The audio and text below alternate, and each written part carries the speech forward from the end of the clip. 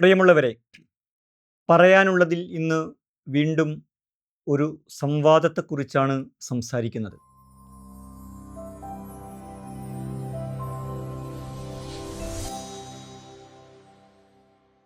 Christian apologist Anilkumar അയ്യപ്പനും Hindu activist എന്ന് സ്വയം വിശേഷിപ്പിക്കാറുള്ള രാഹുൽ ഈശ്വറും തമ്മിൽ ബൈബിളിലെ യേശുവും ഖുർആനിലെ ഈസയും ഒരാൾ തന്നെയാണോ എന്ന വിഷയത്തിൽ നടന്ന സംവാദത്തെക്കുറിച്ചാണ് ഇന്ന് സംസാരിക്കുന്നത്.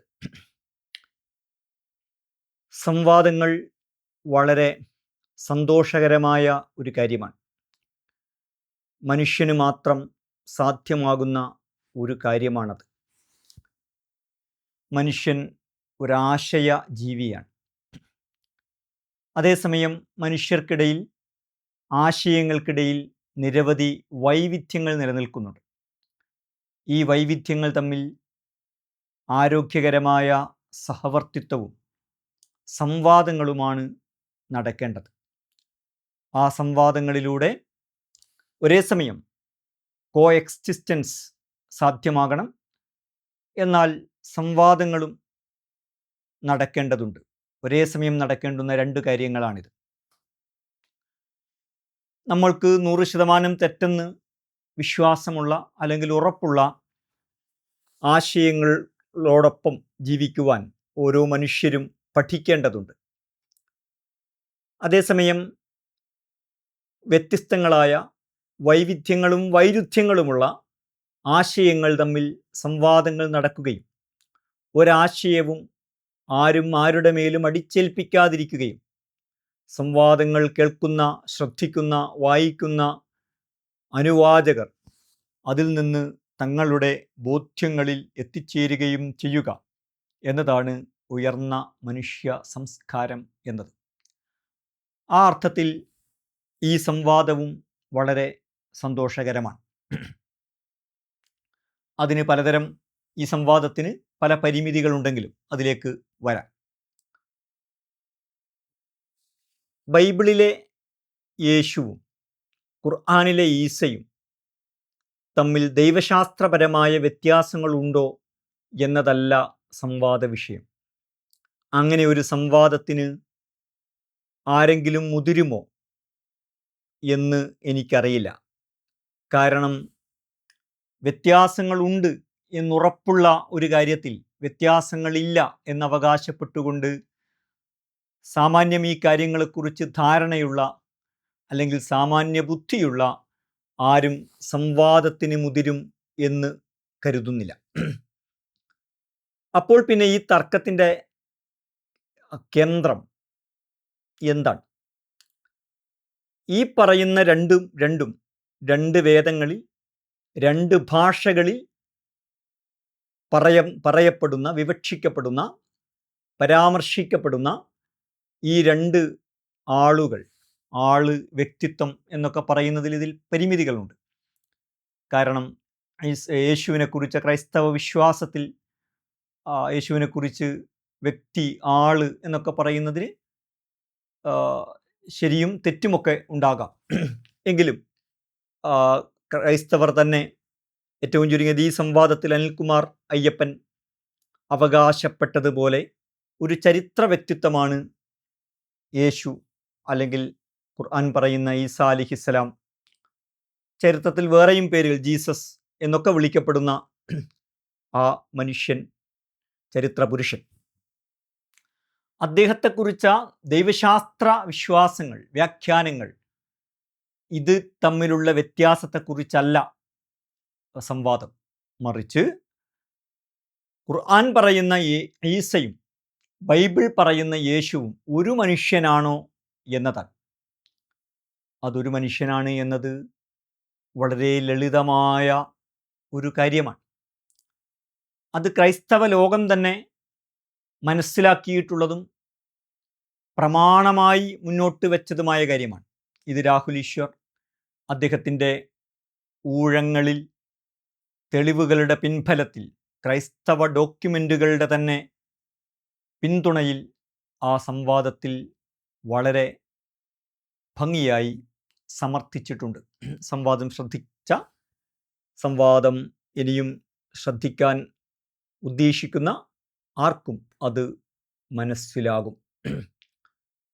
അദ്ദേഹം അതിന് കത്തോലിക്കാ സഭയുടെ പോപ്പിൻ്റെ, ഇനി കത്തോലിക്കാ സഭയുടെ ഒരു മാത്രം എന്തോ ഒരു തീരുമാനമാണത് എന്ന് ധരിക്കുന്നുവെങ്കിൽ ആംഗ്ലിക്കൻ ചർച്ചിൻ്റെ, അതൊരു പ്രൊട്ടസ്റ്റൻ്റ് സഭയാണല്ലോ, അനിൽകുമാർ അയ്യപ്പനും പ്രൊട്ടസ്റ്റൻ്റ് ധാരയിലുള്ള ആളാണ്. ആ ധാരയിലുള്ള ഒരു സഭയുടെ ഡോക്യുമെൻറ്റുമൊക്കെ രാഹുൽ ഈശ്വർ ഹാജരാക്കുന്നുണ്ട്. അനിൽകുമാർ അയ്യപ്പൻ ആവർത്തിച്ച് പറയാൻ ശ്രമിക്കുന്നത് ഖുർആനിലെ ഈസയും ബൈബിളിലെ യേശുവും തമ്മിൽ ദൈവശാസ്ത്രപരമായി അവരുടെ വ്യക്തിത്വത്തെക്കുറിച്ച അണ്ടർസ്റ്റാൻഡിങ്ങിൽ, മനസ്സിലാക്കലുകളിൽ, പഠിപ്പിക്കലുകളിൽ വ്യത്യാസങ്ങളുണ്ട്. അതുകൊണ്ട് അവർ രണ്ട് ആളുകളാണ് എന്നതാണ്. സംവാദത്തിൻ്റെ വിഷയം തന്നെ ഇതല്ല. അവർ തമ്മിൽ അവരെക്കുറിച്ചുള്ള വിശ്വാസങ്ങളിൽ വ്യത്യാസങ്ങളുണ്ടോ എന്നതല്ല, മറിച്ച് ഒരു മനുഷ്യനെക്കുറിച്ചാണോ ഈ പറയുന്നത് എന്നതാണ്. ഇതിൽ ഒന്നാമതായി മനസ്സിലാക്കേണ്ട ഒരു കാര്യം, ഇതൊരു ക്രൈസ്തവ ഇസ്ലാം സംവാദമല്ല. രാഹുൽ ഈശ്വർ അവിടെ ഇസ്ലാമിനെ അല്ല പ്രതിനിധീകരിക്കുന്നത്. രാഹുൽ ഈശ്വർ കേരളത്തിൽ കുറച്ചു മുമ്പ് എക്സ് മുസ്ലിം എന്നവകാശപ്പെടുന്ന എത്തീസ്റ്റായ ലിയാക്കത്തുമായിട്ട് അടിമത്ത വിഷയത്തിൽ സംവാദം നടത്തിയിരുന്നു. ആ സംവാദത്തിൽ രാഹുൽ ഈശ്വർ ഇസ്ലാമിനെയാണ് പ്രതിനിധീകരിക്കുന്നത്. രാഹുൽ ഈശ്വർ ഇസ്ലാമിനെ പ്രതിനിധീകരിക്കുന്നതിൻ്റെ പരിമിതികളുണ്ടാകാം, പക്ഷെ അദ്ദേഹം ഇസ്ലാമിക പക്ഷത്ത് നിന്നുകൊണ്ടാണ് ആ വിഷയം അവതരിപ്പിച്ചത്. അദ്ദേഹം സാമാന്യം നന്നായി പഠിച്ച് അവതരിപ്പിക്കുകയും ചെയ്തിരുന്നു. ലിയാക്കത്ത് ഇസ്ലാം വിരുദ്ധ പക്ഷത്തുമാണ്. അതൊരു ഇസ്ലാം നാസ്തിക സംവാദമാണ്. മുസ്ലിം അല്ലാത്ത, ഇസ്ലാം വിശ്വാസിയല്ലാത്ത ഒരാൾ നടത്തുന്ന, ഒരു എത്തീസ്റ്റിനോട് നടത്തുന്ന ഒരു ഇസ്ലാം നാസ്തിക സംവാദമായിരുന്നു അത്. അതിനെക്കുറിച്ച് അന്ന് ഞാൻ വീഡിയോ ചെയ്തിരുന്നു. പക്ഷേ ഇത് രാഹുൽ ഈശ്വർ ഇസ്ലാമിനെ പ്രതിനിധീകരിച്ച്, ഇസ്ലാമിനെ പഠിച്ച് ഇസ്ലാമിന് പുറത്തുള്ള ഒരാൾ ഇസ്ലാമിനെ പ്രതിനിധീകരിച്ച് നടത്തുന്ന സംവാദമല്ല. ഈ സംവാദം കണ്ടവർ മനസ്സിലാക്കേണ്ടത്, കാണാൻ ആഗ്രഹിക്കുന്നവർ ആമുഖമായി മനസ്സിലാക്കേണ്ടത്, ഇതൊരു ക്രൈസ്തവ സംവാദമാണ്. രാഹുൽ ഈശ്വർ അതിലുടനീളം ഉയർത്തിപ്പിടിക്കുന്ന നിലപാട് ക്രൈസ്തവ നിലപാടാണ്, അല്ലാതെ ഇസ്ലാമിക നിലപാടല്ല എന്നല്ല. ഇസ്ലാമിക നിലപാടിനെ ആ സംവാദത്തിൽ, ഇസ്ലാമും ക്രൈസ്തവതയും തമ്മിൽ യേശുവിൻ്റെ കാര്യത്തിൽ, ഈസാ അലൈഹിസ്സലാമയുടെ കാര്യത്തിൽ ഉള്ള ഏറ്റവും നിർണായകമായ തർക്ക വിഷയത്തിൽ താൻ ക്രൈസ്തവതക്കൊപ്പമാണ് എന്ന് രാഹുൽ ഈശ്വർ പറയുകയും ചെയ്യുന്നുണ്ട്. അതുകൊണ്ട് തന്നെ ഇതൊരു ക്രൈസ്തവ സംവാദമാണ്. അതിൽ ക്രൈസ്തവ പക്ഷത്ത് നിന്നുകൊണ്ടുള്ള സത്യസന്ധവും ചരിത്രപരമായ വസ്തുതകളോട് നിരക്കുന്നതുമൊക്കെയായ ഒരു നിലപാട് രാഹുൽ ഈശ്വർ സ്വീകരിക്കുന്നു. അങ്ങനെയല്ലാത്ത ഒരു നിലപാട് അനിൽകുമാർ അയ്യപ്പൻ ഉയർത്തിപ്പിടിക്കുന്നു എന്നത് മാത്രമാണ് കാര്യം. അനിൽകുമാർ അയ്യപ്പൻ ഈ സംവാദത്തിൽ ആരംഭഘട്ടത്തിൽ തന്നെ പറയുന്ന ഒരു കാര്യം, ഒരു നോട്ട്, അതിൻ്റെ ഒരു എഡിഷൻ, ഒരു രൂപം, അത് മാത്രമായിരിക്കും ഒറിജിനൽ. അതിൽ നിന്ന് ഏത് ചെറിയ വ്യത്യാസങ്ങൾ ഉണ്ടായാലും അത് കള്ളനോട്ടായിരിക്കും. അപ്പോൾ ശരിയായ നോട്ടിന് ഒരു സ്റ്റാൻഡേർഡ് ഉണ്ട്. ആ സ്റ്റാൻഡേർഡിൽ നിന്നുള്ള വ്യത്യാസങ്ങളെല്ലാം കള്ളനോട്ടുകളാണ്. അപ്പോൾ ഏതാണ് സ്റ്റാൻഡേർഡ് ഈ കാര്യത്തിൽ? അത് ക്രിസ്ത്യൻ വ്യാഖ്യാനമാണ്, ക്രിസ്ത്യൻ പഠിപ്പിക്കലാണ്. അതിൽ നിന്ന് എവിടെ വ്യത്യാസങ്ങൾ ഉണ്ടായാലും അത് കള്ളനോട്ടാണ്. ഇത് യേശു ആരാണ്, ദൈവമാണോ, ദൈവപുത്രനാണോ, അല്ലെങ്കിൽ പ്രവാചകനാണോ എന്ന കാര്യത്തിലാണ്.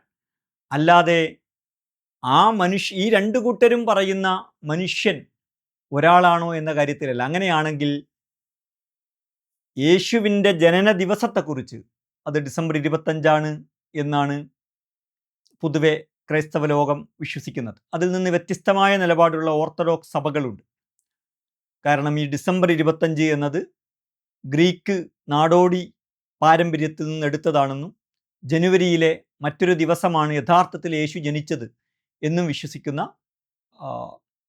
പൗരസ്ത്യ സഭകൾ ഉണ്ട്. എങ്കിൽ ഈ പൗരസ്ത്യ സഭകൾ പറയുന്ന യേശുവും ഈ ജന്മദിനം അനിൽകുമാർ അയ്യപ്പൻ പറയുന്നുണ്ട്, ഒരാളുടെ ജന്മദിനം 2 ദിവസമാവില്ലല്ലോ, 2 ദിവസമാണെങ്കിൽ 2 മനുഷ്യരാണ്. അപ്പോൾ ഗ്രീക്ക് ചില ഓർത്തഡോക്സ് സഭകൾ പറയുന്ന യേശുവും ജനുവരി 25-നല്ല, ഡിസംബർ 25-നല്ല, ജനുവരിയിലെ ദിവസമാണ് ജനിച്ചത് എന്ന് പറയുന്ന യേശുവും ഈ ഡിസംബർ 25-ന് ജനിച്ചു എന്ന് ബാക്കിയുള്ളവർ പറയുന്ന യേശുവിൻ 2 മനുഷ്യരാണ് എന്നായിരിക്കുമോ അനിൽകുമാർ അയ്യപ്പൻ പറയുക? മറിയത്തെക്കുറിച്ച് ക്രൈസ്തവർക്കിടയിൽ ഒരുപാട് വ്യത്യസ്താഭിപ്രായങ്ങളുണ്ട്. അത് വലിയ ഒരു തിയോളജിക്കൽ ഡിസ്കഷൻ്റെയും ഡിബേറ്റിൻ്റെയും ലോകമാണ്, ക്രൈസ്തവ ലോകത്തിനകത്തു തന്നെ. എങ്കിൽ ഈ ഓരോ സഭകളും കത്തോലിക്ക സഭ തന്നെ ഇപ്പോൾ ഒരു ക്ലാരിഫിക്കേഷൻ മറിയത്തിൻ്റെ കാര്യത്തിൽ വരുത്തുകയുണ്ടായി. എങ്കിൽ ഈ വ്യത്യസ്തങ്ങളായ മറിയത്തെക്കുറിച്ച കാഴ്ചപ്പാടുകൾ വ്യത്യസ്ത മറിയമുകളാണ്, അതൊരു മറിയമല്ല എന്നായിരിക്കുമോ അനിൽകുമാർ അയ്യപ്പൻ പറയുക? ഇനി ക്രൈസ്തവർ തന്നെ ഈ അടുത്ത കാലത്തു വരെ, പ്രത്യേകിച്ച് മുസ്ലിം സമൂഹത്തിനിടയിൽ അവർ നടത്തിയ പ്രബോധന പ്രവർത്തനങ്ങളിൽ പറഞ്ഞിരുന്നത് ഖുർആനിലെ യേശു തന്നെയാണ്, ഖുർആനിലെ ഈസ തന്നെയാണ് ബൈബിളിലെ യേശു. അത് പറഞ്ഞുകൊണ്ടവർ മുസ്ലിം സമൂഹത്തെ ക്രൈസ്തവതയിലേക്ക് ആകർഷിക്കാൻ ഒരുപാട് ശ്രമങ്ങൾ നടത്തിയിട്ടുണ്ട്. അതിൻ്റെ ധാരാളം ഉദാഹരണങ്ങൾ ഇപ്പോൾ ഈ ചർച്ചയുടെ പശ്ചാത്തലത്തിൽ പലരും സോഷ്യൽ മീഡിയയിലൊക്കെ പുതുതായി കൊണ്ടുവരുന്നതും കാണാൻ സാധിക്കും. അതിൽ നിന്ന് മാറിയിട്ട് ഇത് രണ്ടും രണ്ടാണ് എന്ന് പറയുന്നതിൻ്റെ ഒരു പ്രചോദനം എന്തായിരിക്കും? 2 കാര്യങ്ങളായിരിക്കും എന്നാണ് ഞാൻ കരുതുന്നത്. ഒന്ന്, ഇങ്ങനെ പറയുന്നത് മിഷനറിമാർക്ക് നഷ്ടമാണ്. ഒരു പാലമിട്ടാൽ അങ്ങോട്ടും ഇങ്ങോട്ടുമൊക്കെ സഞ്ചരിക്കും, അപ്പോൾ അത് ലാഭത്തെക്കാൾ നഷ്ടമാണ്. അതുകൊണ്ട് പാലം തകർത്തു കളയലാണ് കുറെ കൂടി ലാഭകരം എന്നവർ കരുതുന്നുണ്ടാകും. ക്രൈസ്തവ ഇസ്ലാം സംവാദം ലോകത്ത് ഒരു പുതിയ കാര്യമല്ല, കേരളത്തിൽ പോലും ഒരു പുതിയ കാര്യമല്ല. പ്രത്യേകിച്ച് ബ്രിട്ടീഷ് കാലഘട്ടത്തിലൊക്കെ ധാരാളം സംവാദങ്ങൾ ക്രൈസ്തവ മിഷണറിമാരും മുസ്ലിം പണ്ഡിതന്മാരും തമ്മിൽ നടന്ന ഒരു ചരിത്രമുള്ള നാടുകൂടിയാണിത്. മക്തിത്തങ്ങളുടെ കൃതികളും പ്രഭാഷണങ്ങളും ഒക്കെ ഉണ്ടാവുന്നതിൻ്റെ പശ്ചാത്തലം അതാണ്. രണ്ടാമത്തത്, ഇപ്പോൾ ലോകത്ത് വളരെ പ്രബലമായിട്ടുള്ള മുസ്ലിം വിരുദ്ധത, ഇസ്ലാമോഫോബിയ എന്ന് ലോകം വിളിക്കുന്ന കാര്യത്തെ തങ്ങളുടെ ആവശ്യങ്ങൾക്ക് വേണ്ടി ഉപയോഗപ്പെടുത്താം എന്ന ഒരു രാഷ്ട്രീയ ബുദ്ധി കൂടിയായിരിക്കാം ഇതിൻ്റെ പിന്നിൽ പ്രവർത്തിക്കുന്നത്. ഇസ്ലാം മാത്രമാണ് സമാധാനത്തിൻ്റെ മതമെന്ന്, തങ്ങൾ സമാധാനത്തിൻ്റെ മതമാണ് എന്ന് ആവർത്തിച്ച് പറഞ്ഞുകൊണ്ടിരിക്കേണ്ടി വരുന്നത് എന്ന് അനിൽകുമാർ അയ്യപ്പൻ സംവാദത്തിൻ്റെ ഒരു ഘട്ടത്തിൽ പറയുന്നുണ്ട്. ക്രിസ്ത്യാനികളോ ഹിന്ദുക്കളോ ബുദ്ധമതക്കാരോ ജൂതമതക്കാരോ സിഖുകാരോ സൗരാഷ്ട്രമതക്കാരോ ഒന്നും അങ്ങനെ പറയുന്നില്ല. ഇത് തന്നെ ഇസ്ലാം കുഴപ്പത്തിൻ്റെ മതമാണ് എന്നതിന് തെളിവാണ്.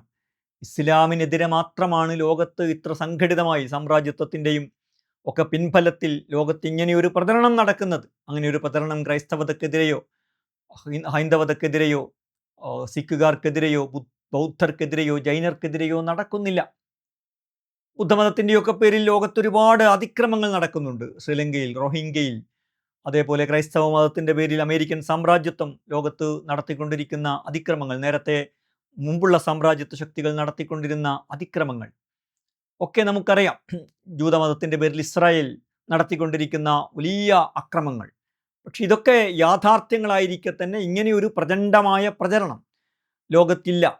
അതുകൊണ്ട് ലോകത്തെ മറ്റ് മതസ്ഥർക്ക് ഇത് പറയേണ്ടി വരുന്നില്ല എന്ന സാമൂഹിക യാഥാർത്ഥ്യത്തെ വിസ്മരിച്ച് അല്ലെങ്കിൽ വിസ്മരിപ്പിച്ചുകൊണ്ടാണ് അനിൽകുമാർ അയ്യപ്പൻ ഈ കാര്യം ഉന്നയിക്കുന്നത്. മറിയം ബീവിയെക്കുറിച്ച് ഖുർആൻ നല്ലതൊന്നും പറഞ്ഞിട്ടില്ല എന്നതാണ് അനിൽകുമാർ അയ്യപ്പൻ ഉന്നയിക്കുന്ന പ്രധാനപ്പെട്ട ഒരു ആരോപണം. രാഹുൽ ഈശ്വർ ഖുർആനും ഇസ്ലാമും വലിയ അളവിൽ പഠിച്ച ആളല്ലാത്തത് കൊണ്ട് തന്നെ അതിനെ വേണ്ട രീതിയിൽ പ്രതിരോധിക്കാൻ അദ്ദേഹത്തിന് സാധിച്ചിട്ടില്ല. സ്വാഭാവികമാണ്, അത് അദ്ദേഹത്തിൻ്റെ ഒരു കുറ്റമല്ല. പിന്നെ മറിയം ബീവി വ്യഭിചാരം നടത്തിയിട്ടില്ല നടത്തിയെന്ന ജൂതന്മാരുടെ ആരോപണത്തിന് ഖുർആൻ മറുപടി പറയുന്നില്ല, അവരെ കുറ്റമുക്തയാക്കുന്നില്ല എന്നതാണ് അനിൽകുമാർ അയ്യപ്പൻ ഉന്നയിക്കുന്ന പ്രധാനപ്പെട്ട ഒരു ആരോപണം.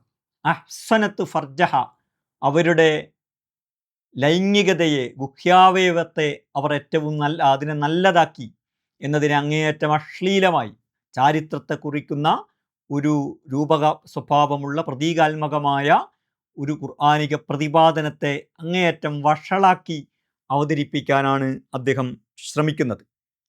എന്നാൽ വിശുദ്ധ ഖുർആൻ മറിയം ബീവി നിരപരാധിയാണെന്ന് അസന്നിഗ്ധമായി പറയുന്നത് കാണാൻ കഴിയും. ജൂത സമൂഹത്തെക്കുറിച്ച് പറയുന്നതിനിടയിൽ സൂറത്തുൻ നിസായിലെ 156 വാക്യത്തിൽ പറയുന്നു, വബി കുഫിരിഹിം, ജൂതന്മാർ ദൈവനിഷേധം നടത്തിയതിൻ്റെ ഫലമായിട്ടും, വ കൗലിഹിം, അവരുടെ വാക്കിൻ്റെ ഫലമായിട്ടും, അലാ മറിയമ, മറിയമിൻ്റെ മേൽ അവർ പറഞ്ഞ വാക്ക്, അത് ബുഹ്താനൻ അലീമ, വ്യക്തമായി വളരെ ഗുരുതരമായി കെട്ടിച്ചമച്ച ഒരു കാര്യമാണത് എന്ന് പറയുന്നു. അതിൻ്റെ തൊട്ടു താഴെയുള്ള ആയത്ത് ഖുർആനിക വാക്യം അനിൽകുമാർ ഉദ്ധരിക്കുന്നുണ്ട്. അത് ജൂതന്മാർ യേശുവിനെ ക്രൂശിച്ചിട്ടില്ല, അവരതിൽ ആശയക്കുഴപ്പത്തിൽ അകപ്പെടുകയാണ് ചെയ്തത്. ഒമാ ഖതലൂഹു ഒമാ സ്വലബൂഹു, അവർ അദ്ദേഹത്തെ കൊല്ലുകയോ ക്രൂശിക്കുകയോ ചെയ്തിട്ടില്ല എന്ന ആയത്താണ്. അതിൻ്റെ തൊട്ട് മുകളിലാണ് ഞാൻ ഈ ഉദ്ധരിച്ച യേശുവിൻ്റെ മാതാവിനെക്കുറിച്ചുള്ള അവരെക്കുറിച്ചുള്ള ജൂതരുടെ ആരോപണം, അവർ വ്യഭിചരിച്ചു എന്ന ആരോപണം അങ്ങേയറ്റം കെട്ടിച്ചമച്ചതാണ്, ഗുരുതരമായ ഒരു കെട്ടിച്ചമച്ച ആരോപണമാണ് എന്ന് ഖുർആൻ പറയുന്നത്. തൊട്ട് താഴെയുള്ള യേശുവിനെ വധിക്കുകയോ ക്രൂശിലേറ്റുകയോ ചെയ്തിട്ടില്ല, അവരതിൽ ആശയക്കുഴപ്പത്തിൽ അകപ്പെടുകയാണ് ചെയ്തത് എന്നത്, അതിൽ ക്രൈസ്തവർക്കൊരാശയക്കുഴപ്പവുമില്ല, ആശയക്കുഴപ്പമുള്ളത് മുസ്ലിങ്ങൾക്കാണ് എന്ന് അനിൽകുമാർ അയ്യപ്പൻ പറയുന്നുണ്ട്. ക്രൈസ്തവർക്ക് ആശയക്കുഴപ്പമുണ്ടെന്നല്ല ഖുർആൻ പറഞ്ഞത്, ജൂതർ അതിൽ ആശയക്കുഴപ്പത്തിൽ അകപ്പെടുകയാണ് ചെയ്തത് എന്നാണ്. പ്രവാചകന്റെ പത്നിമാരെക്കുറിച്ച് ആരോപണമുണ്ടായി എന്നാണ് അദ്ദേഹം പറയുന്നത്. പത്നിമാരെക്കുറിച്ച് ആരോപണമുണ്ടായിട്ടില്ല, ഒരു പത്നിയെക്കുറിച്ചാണ് ആരോപണമുണ്ടായത്. അതിനെക്കുറിച്ച് ഖുർആൻ അവർ നിരപരാധിയാണ് എന്ന് പറഞ്ഞു. പക്ഷേ മറിയം ബീവിയെക്കുറിച്ച് അങ്ങനെ പറഞ്ഞില്ല എന്നതാണ് അനിൽകുമാർ ഉന്നയിക്കുന്ന മറ്റൊരു ആരോപണം. യഥാർത്ഥത്തിൽ മറിയം ബീവി പ്രവാചകന്റെ പത്നി ആയിഷ ബീവിയെക്കുറിച്ച് അപവാദ പ്രചരണമുണ്ടായതിനെക്കുറിച്ച് ഖുർആൻ പറയുന്നത്, ലൗല ഇത് സമിഅ്തുമൂഹു വന്നൽ മുഅ്മിനൂന വൽ മുഅ്മിനാതു ബിഅൻഫുസിഹിം ഖൈറൻ. ഈ അപവാദം കേട്ട സമയത്ത് വിശ്വാസികളും വിശ്വാസിനികളും അവരെക്കുറിച്ചു തന്നെ എന്തുകൊണ്ട് നല്ലത് ചിന്തിച്ചില്ല. വഖാലു, അവർ പറയുകയും ചെയ്തില്ല, ഹാദാ ഇഫ്കുൻ മുബീൻ, ഇത് വ്യക്തമായി കെട്ടിച്ചമച്ച ഒരു കാര്യമാണെന്നും. സൂറത്തുൻ നൂറിൽ വെളിച്ചം എന്നു പേരുള്ള അധ്യായത്തിൽ ഖുർആൻ പറയുന്നത്. രണ്ടും സമാന സ്വഭാവത്തിൽ, പ്രവാചകന്റെ പത്നിമാരെക്കുറിച്ചുള്ള ആരോപണങ്ങളെക്കുറിച്ചും അതേപോലെ മറിയം ബീവിയെക്കുറിച്ച് ആരോപണത്തെക്കുറിച്ചും വേണമെങ്കിൽ സമാനമായ സ്വഭാവത്തിൽ പറഞ്ഞു എന്നാണ് പറയാൻ കഴിയുക. കുറച്ചുകൂടി ഗംഭീരമായി പറഞ്ഞിരിക്കുന്നത് മറിയം ബീവിയെക്കുറിച്ചാണ്. മാത്രമല്ല, മറിയം ബീവി എല്ലാ വിശ്വാസികൾക്കും മാതൃകയായിട്ടുള്ള ആളാണ്. അങ്ങനെ പ്രവാചകന്റെ പത്നിമാരെക്കുറിച്ച് ഖുർആൻ പറയുന്നില്ല. അപ്പോൾ ഇങ്ങനെ വളരെ വസ്തുതാവിരുദ്ധമായ കാര്യങ്ങൾ അവിടെ നിന്നും ഇവിടെ പറയുക, കാര്യങ്ങൾ അടർത്തിയെടുത്ത് തെറ്റായി അവതരിപ്പിക്കുക എന്നതാണ് ഈ സംവാദത്തിൽ അദ്ദേഹം ചെയ്തിട്ടുള്ളത്. ഈ സംവാദം മുഴുവൻ കേട്ടുകഴിഞ്ഞപ്പോൾ ബോധ്യമാകുന്ന ഒരു കാര്യം, സംവാദത്തിൽ ഏർപ്പെടുന്ന ആൾക്ക് അദ്ദേഹത്തിൻ്റെ ഓഡിയൻസിനെ കുറിച്ച്, അതാരാണ് എന്നതിനെക്കുറിച്ച ഒരു ധാരണയുണ്ടാകും. അനിൽകുമാർ അയ്യപ്പന് ഈ സംവാദത്തിൽ തൻ്റെ അനുയായികൾ, ക്രൈസ്തവ മതവിശ്വാസികൾ, ഇവരല്ലാത്ത ഈ സംവാദം കേൾക്കുന്ന നിഷ്പക്ഷരായ ആളുകൾ, ഈ സംവാദം കേൾക്കുന്ന മുസ്ലിങ്ങൾ തൻ്റെ വാദങ്ങളിൽ ഏതെങ്കിലും തരത്തിൽ ആകർഷിക്കപ്പെടണം എന്ന ഒരു ഉദ്ദേശ്യമേ ഇല്ല എന്നാണ് ആ സംവാദം കേട്ടപ്പോൾ എനിക്ക് മനസ്സിലായ ഒരു കാര്യം. ഇത് കേൾക്കുന്ന നിഷ്പക്ഷനായ ഒരാൾക്ക് തൻ്റെ വാദത്തോടൊരു അനുഭാവം ഉണ്ടാകണം, അതിനെക്കുറിച്ച് അയാൾ ആലോചിക്കുകയും പഠിക്കുകയും ഒക്കെ ചെയ്യണം. ഇത് കേൾക്കുന്ന മുസ്ലിങ്ങൾക്ക് മുസ്ലിങ്ങളുടെ വിശ്വാസം ശരിയല്ല, ക്രൈസ്തവ വിശ്വാസമാണ് ശരി എന്ന് എത്രയെങ്കിലും അളവിൽ ബോധ്യപ്പെടണം, അല്ലെങ്കിൽ അവർ ആ ദിശയിൽ ചിന്തിക്കുകയെങ്കിലും വേണം എന്ന ഒരു ഉദ്ദേശ്യം അദ്ദേഹത്തിന് ഇല്ല എന്ന് ആ സംവാദം കേട്ടാൽ മനസ്സിലാകും. മറിച്ച് ക്രൈസ്തവ വിശ്വാസികളുടെ വികാരങ്ങൾ ഇളക്കി വിടുകയും അവരെ ഇസ്ലാമിക ആശയ ലോകത്ത് നിന്ന് അകറ്റുകയും ചെയ്യുക. അത് യുക്തിഭദ്രമായ വാദഗതികളിലൂടെയല്ല, മറിച്ച് വെറുപ്പും വിദ്വേഷവുമൊക്കെ സൃഷ്ടിച്ച് അവരകറ്റുക എന്ന ലക്ഷ്യം മാത്രമേ ഉള്ളൂ.